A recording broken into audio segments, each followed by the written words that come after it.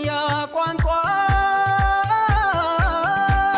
አገውኛ ቋንቋን እንማር ያለፈ ታሪካችን መሰረት ትውልድ የሚያስተላልፈው ውብ ቅርስ በኩራት ዛሬ የምንዘምርለት አገውኛ ቋንቋን እንማር።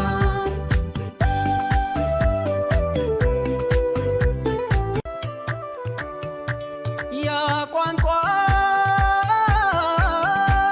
አገውኛ ቋንቋን እንማር ያለፈ ታሪካችን መሰረት